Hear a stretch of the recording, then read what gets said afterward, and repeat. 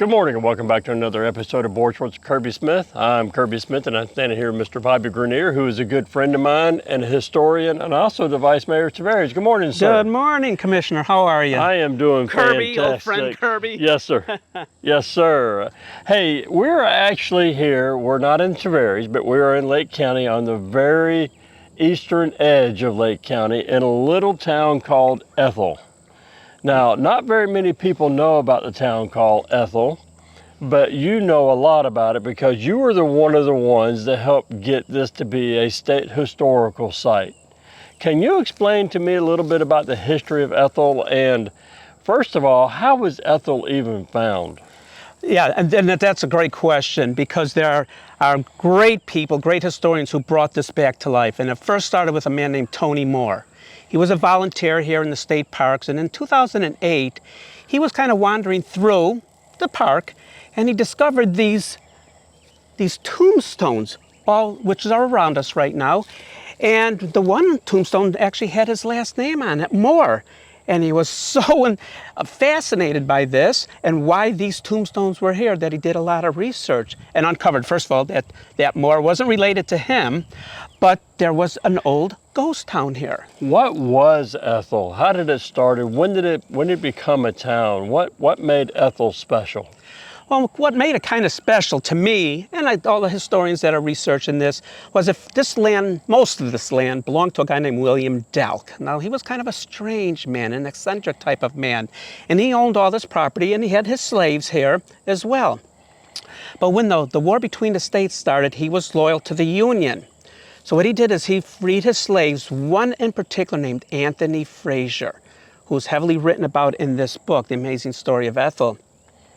Now, Anthony Frazier, when he became free, he ended up joining the Union Army during the war between the states.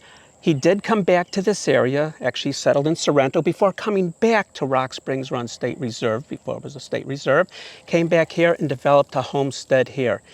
He eventually became a commissioner of roads for Orange County, so he really, really excelled in his life. But what makes this very special here is this community of Ethel.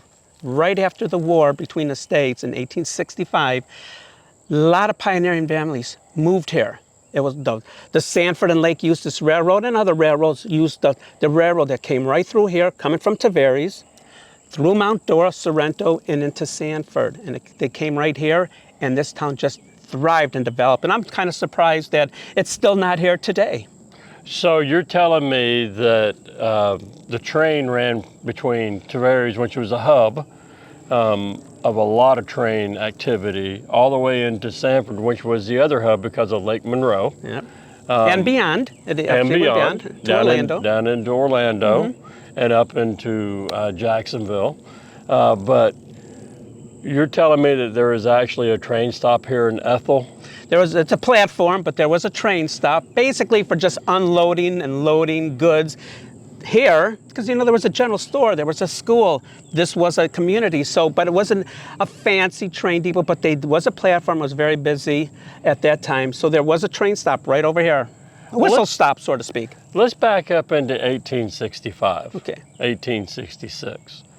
What was the town? Now, I heard you say it had a school and a general store?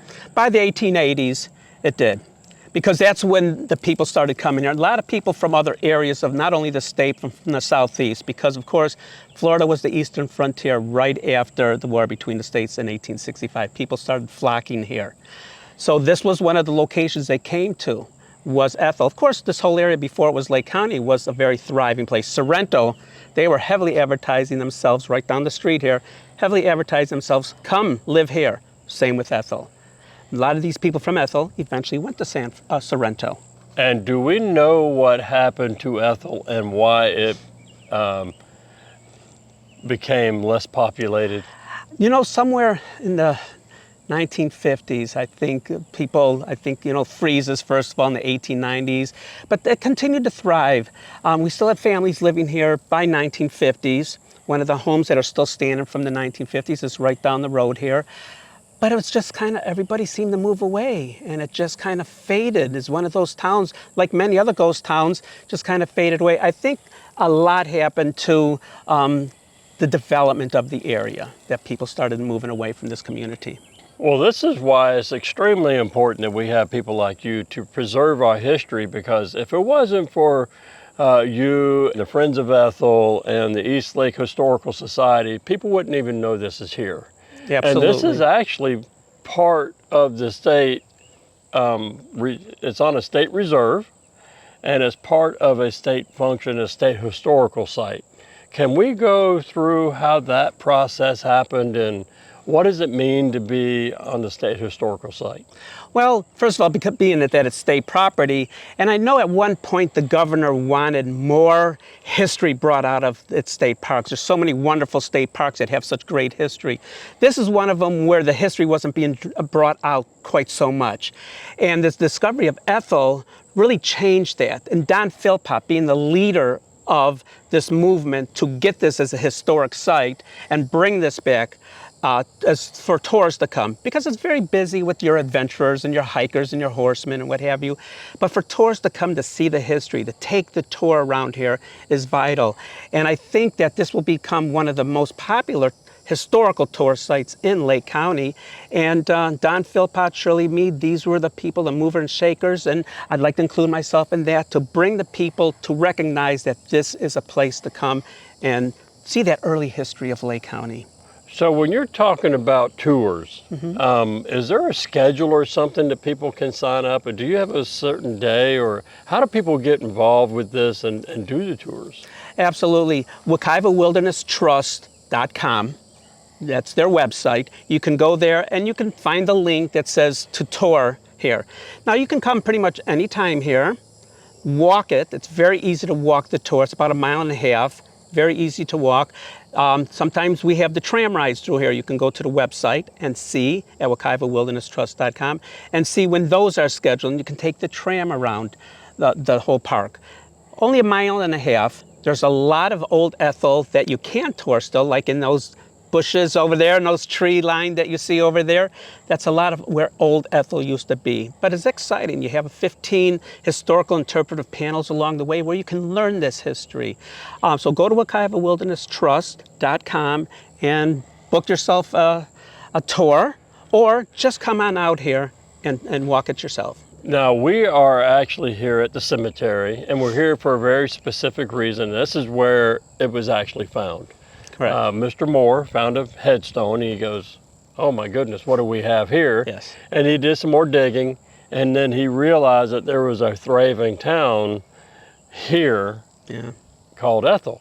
And I noticed that you're holding a book there that says The Amazing Story of the Lost Town of Ethel. Absolutely. What can someone find out about Ethel in this book? Pretty much everything about Ethel up to date. But you know, the interesting thing about this book, that Don Philpott is actually writing an updated version of this, a 4th edition. Because what's happening is, now that Ethel is becoming more and more aware to people out there, we have these folks who are saying, you know, my great-grandfather lived at Ethel. So they're bringing down all these new historical documents and histories and updates. So now Don, he wants to make the next edition and get those immediately in there. This is pretty much a complete edition with a few exceptions that Don's working out for the next edition of Ethel. And you can see it's a pretty big book. So that's how much history is here at Ethel. And of course, you could order it through WekivaWilderness.com, or come to Tavares, to my Tavares History Research Center at 121 East Alfred, and we sell them there as well. Well, as we tour Ethel, I'm sure that we're going to see a lot of amazing things. You showed me the old railroad bed, which was phenomenal in my opinion, because railroad is what actually helped the commerce of the entire state of Florida. It was absolutely huge back in the 1800s. First they started by waterway, and then the train came. Absolutely. And actually, the founder of Tavares is the one that really got the trains going. Major Alexander St. Clair Adams, and he was responsible for this train that went right past Ethel. Yeah, he was responsible from Tavares all the way into Sanford and the stops in between. So there's a lot of history, not only here in Ethel, but with the train track as well. And then hopefully one day we'll have a board short on the history of trains here. And we in need Lake to. County. You need to, Kirby. Because it is absolutely fantastic what all's happened here. But as we go through this tour, what are some of the things that people can see here? Well, some of the things that where the interpretive panels are basically where some of the things that were here at that time. So you have the Ethel School. Teresa Dawson, way back in the 1880s, was the first school teacher here. And so she taught school here. You can find where the location of many of the homesteaders were, like the Click family, the Philman family, the Lewis family, because all the foundations for their cabins have been discovered here. So you can find that along the tour. Of course, the railroad train as well. Other historic sites along the way where you'll see these interpretive panels will describe what was in that location at the time, the general store, that type of thing. Now, is it the hope of the Friends of Ethel that we actually recreate the town? Very good question. Exactly is what we're trying to do right now. We are hoping to have cabins made, the schoolhouse made, a railroad platform made. We want to complete the resurrection of this town and make it a really exciting, ultimate tourist spot. And then people can donate to the Friends of Ethel through the Wekiva Wilderness Trust. That's correct, Kirby. They can go again to WekivawildernessTrust.com, and you can find out right there on the website how to donate and how to help volunteer to become part of this whole Friends of Ethel growth that's happening here. And there are a lot of people involved with this. Well, I can tell you it's absolutely amazing. When you came to me, I think it's about 4 years ago, you said, hey, you know what, we have this pretty cool little thing going on here, and can you get me in touch with somebody with the state? And I said, sure, and I got you in touch with a representative, and then of course you took it from there. I had very little part of this, but it was just the excitement that you had and the excitement of the Friends of Ethel that just inspired me to do as much as I can to help out. And it's absolutely fantastic. As you know, I'm a big history buff. You are. And to see all this history here in Lake County be resurrected is absolutely fantastic. Well, Bob, I can't thank you enough for being out here and showing us a little bit of history about Ethel and to help us understand more about what's going on here. It's my hope that more people come and see the amazing things that we're doing here in Lake County, resurrecting history, not only here, but throughout all of Lake County. History's popping up everywhere. So thank you very much for all Kirby, you do. for having me. I certainly appreciate it. If you want to volunteer, if you want to come out for a tour, look at the bottom of the screen. All the information's there. It's a wonderful place. Whatever you do, be good to your friends, be good to your family. Most importantly, help out when you can. That's all we have for Board Schwartz or Kirby Smith. See you next Wednesday.